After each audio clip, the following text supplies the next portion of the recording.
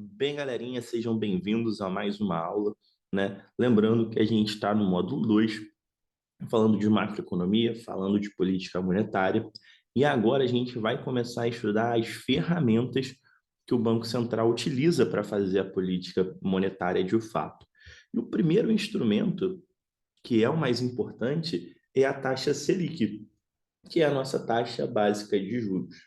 Tá? Então, o primeiro instrumento que o Banco Central tem para controlar a inflação é a taxa de juros e é a ferramenta mais utilizada. Tá? O que acontece? Quando o Banco Central ele mexe na taxa Selic, ele mexe em todas as taxas de juros do país. Então é por isso que ele controla a inflação dessa forma, tá? Então vamos lá, a taxa Selic, taxa básica de juros, ela vai influenciar todas as taxas do país e o Banco Central faz isso para controlar a inflação, tá? Aqui é bem importante a gente conhecer o Copom, que é o Comitê de Política Monetária. O Copom ele está dentro do Banco Central, tá? Então ele é um comitê do Banco Central e ele vai ser o responsável por definir essa meta Selic e divulgar o relatório da inflação. Então, toma cuidado na tua prova, porque assim, vamos supor, cai lá uma questão, quem define a taxa Selic? Se tiver Banco Central e Copom, você vai marcar o Copom, porque o Copom é mais específico. Se tiver Banco Central e outros órgãos, você vai marcar o Banco Central, porque o Banco Central ele define a taxa Selic através do Copom. Então, o Copom ele vai ser uma resposta mais específica, tá? Entendido? E para que serve o Copom? Definir a meta da Selic e divulgar o relatório da inflação. Beleza? Simples assim. Mas, pô, Brian, como é que isso funciona na prática, tá? A gente já falou muito de taxa Selic, a gente já falou muito de Copom, do Banco Central, mas como funciona na prática? Lembra que na última aula a gente falou de liquidez do mercado? Então, todos os instrumentos de política monetária, eles vão influenciar na liquidez do mercado.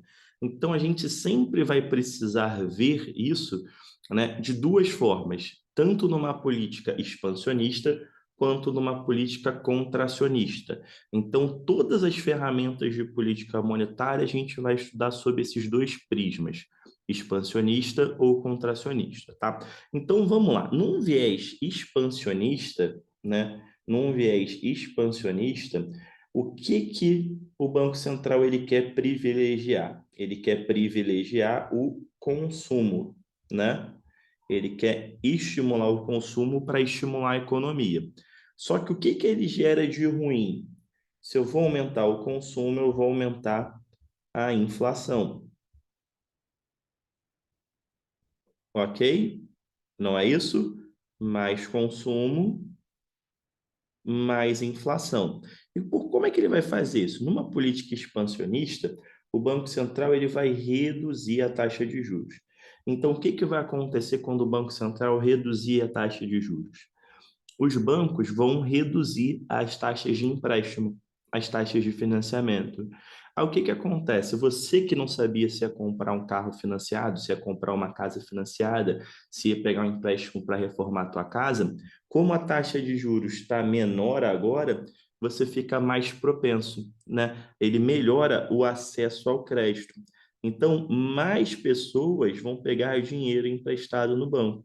Se mais pessoas vão pegar dinheiro emprestado no banco, mais pessoas vão consumir. Se mais pessoas vão consumir, a gente aquece a economia, né? As empresas vendem mais. Se as empresas vendem mais, as empresas vão contratar mais gente. Se as empresas vão contratar mais gente vai consumir, né? Então, a gente tem uma ampliação do consumo, só que a gente vai aumentar a quantidade de dinheiro na economia, né? Aumento da liquidez do mercado, aumento de dinheiro no mercado. E se a gente tem um aumento de dinheiro no mercado, a gente começa a ter uma inflação, tá? Mas vamos lá, o primeiro prisma é esse, pela questão expansionista. Então, eu vou estimular as pessoas a tomarem mais empréstimo, reduzindo taxa, vai aumentar o consumo, mas vai aumentar a inflação. Aí vamos supor que fez isso, só que a inflação aumentou muito e começou a ser um problema. Aí o que a gente vai ter que fazer? A gente vai ter que fazer uma política contracionista. Aí, numa política contracionista, eu quero tirar dinheiro do mercado, né? Então, o que que o Banco Central vai fazer? Ele vai aumentar a taxa de juros. E aí, o que que acontece quando ele aumenta a taxa de juros? Os bancos aumentam a taxa de juros. Então, agora você vai pensar duas vezes antes de fazer um empréstimo, antes de fazer um financiamento. Por quê? Porque o crédito está mais caro. Então, agora vão ter menos pessoas pegando empréstimo no banco, menos pessoas pegando dinheiro no banco.